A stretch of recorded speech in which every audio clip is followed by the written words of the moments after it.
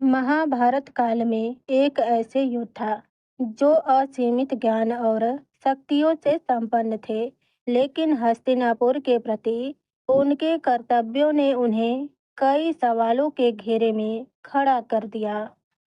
संसार भले ही उन्हें सर्वश्रेष्ठ गुरु मानता रहा है, लेकिन श्री कृष्ण ने उन्हें एक असफल गुरु और असफल पिता के रूप में देखा। मरते समय गुरु द्रोण ने श्री कृष्ण से प्रश्न किए, तो उन्होंने क्या उत्तर दिया, चलिए जानते हैं। महाभारत युद्ध में गुरु द्रोण का वध करना पांडवों के लिए एक बड़ी चुनौती थी। यह तब संभव हुआ जब यह झूठ फैलाया गया कि अश्वत्थामा मारा गया। यह सुनकर गुरु द्रोण ने अपने शस्त्र त्याग दिए। इसके बाद द्रौपदी के भाई धृष्टद्युम्न ने उनका सिर काटकर उनका वध कर दिया। गुरु द्रोण ने मरते समय श्री कृष्ण से कुछ प्रश्न किए थे। उन्होंने कहा, हे वासुदेव, मैंने आश्रम में पलकर अपनी जीवन यात्रा शुरू किया और अनेक कष्टों का सामना किया। क्या मैंने पिछले जन्म में कुछ पाप किए थे जिसके कारण मुझे इतने कष्ट सहने पड़े?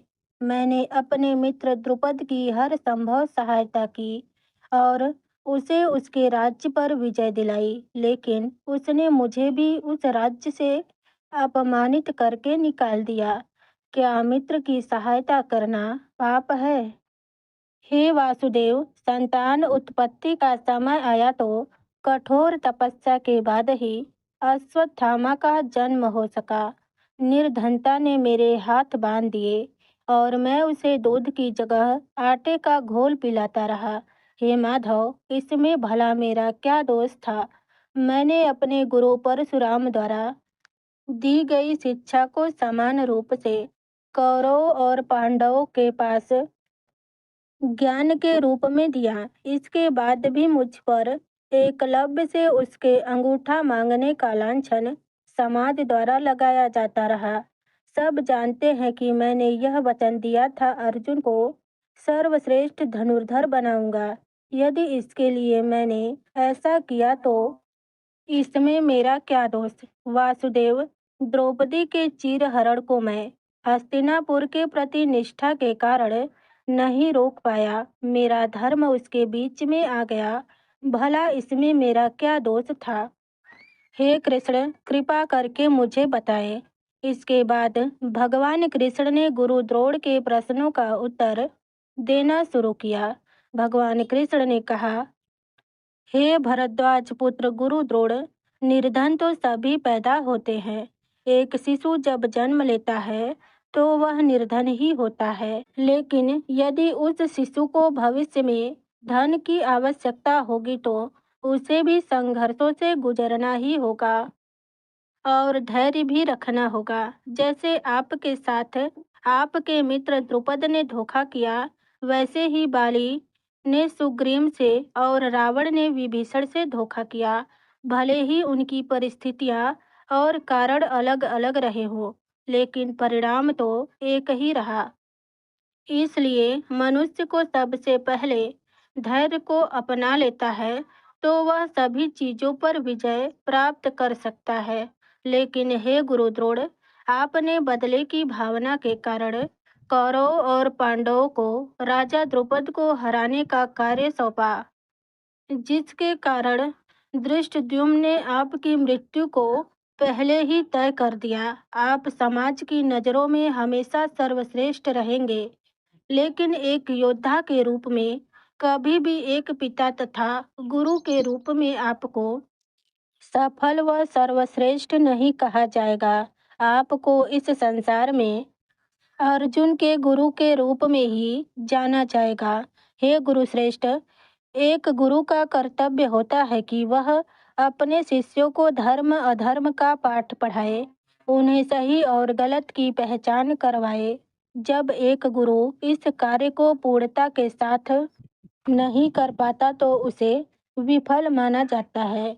वहीं दूसरी ओर एक पिता का कर्तव्य होता है कि वह अपने पुत्र को उज्जवल चरित्र वाला बनाए ना कि उसकी हठ पूर्ति के लिए नियमों को तोड़ दे। भले ही आपने कौरव और पांडवों को समान शिक्षा दी हो, लेकिन अर्जुन को अपना सर्वश्रेष्ठ धनुर्धर बनाने की चाह में अन्य पर उतना ध्यान नहीं दिया और आप अपने कर्तव्य से विमुख हो गए। आपने कौरवों को केवल योद्धा बनाया, उन्हें केवल अस्त्र शस्त्र की शिक्षा दी, लेकिन धर्म पालन की शिक्षा देना आप भूल गए। जब कोई व्यक्ति बाल्य अवस्था में होता है तो वह सबसे अधिक सीखता है। जब दुर्योधन आपके आश्रम में था, तब आपको कौरवों का धर्म का पाठ पढ़ाना चाहिए था। दुर्योधन के कार्य बचपन में दिखने लगे थे और आपको ज्ञात था कि वह अधर्म के मार्ग पर चल रहा है। वह अपने भाइयों के प्रति ईर्ष्या रखता था, जो कि स्पष्ट दिख रहा था। फिर भी आपने उसे धर्म का मार्ग नहीं दिखाया। आपको संकेत नहीं मिला कि उसका पतन निश्चित है। हे गुरुश्रेष्ठ, आपका यह कर्तव्य था कि उसे सही मार्ग पर लाए और शकुनी के षड्यंत्र में शामिल होने से बचाए। यदि आपने ऐसा पिता के रूप में अपने सही कर्तव्य का पालन किया होता तो आज आप अधर्म के पक्ष में खड़े नहीं होते। आपने अश्वत्थामा के जिद के आगे उसकी सामर्थ्य से अधिक शक्तियाँ दी, जो आज उसके पतन का कारण बनी। जब वह बचपन में दुर्योधन के साथ रहता था, तो यह आपका कर्तव्य बनता था कि आप अपने पुत्र को सही मार्ग दिखाएं। तो यही एक पिता का मोह होता है। अगर आपने उसके बचपन में ही कठोरता दिखाई होती, तो वह अधर्म के मार्ग पर न जाता और शायद द्रौपदी का चीरहरण भी न होता। हे गुरुदेव, यदि आपने एक पिता और एक गुरु का सही कर्तव्य निभाया होता, तो विश्वास कीजिए, महाभारत का युद्ध कभी नहीं होता। जब यह सत्य आपके सामने आया कि आप अपने कर्तव्य से चूक गए हैं, तो हे गुरु द्रोण, आपने अपने मन से इस संसार का मोह त्याग दिया, अपने अस्त्रों शस्त्रों का परित्याग किया और निहत्थे जमीन पर समाधि की अवस्था में बैठ गए। उनकी आंखों से आंसू बह रहे थे। तभी द्रौपदी के भाई धृष्टद्युम्न ने अवसर का लाभ उठाकर तलवार से उनका वध कर दिया। इस प्रकार गुरु द्रोण का अंत हुआ। अब सवाल यह उठता है कि क्या आप मानते हैं कि गुरु द्रोण ने बहुत सारी गलतियां की, और वह कौन सी गलती थी जिसके कारण महाभारत का युद्ध हुआ? आप अपने विचार कमेंट में अवश्य बताएं। राधे राधे।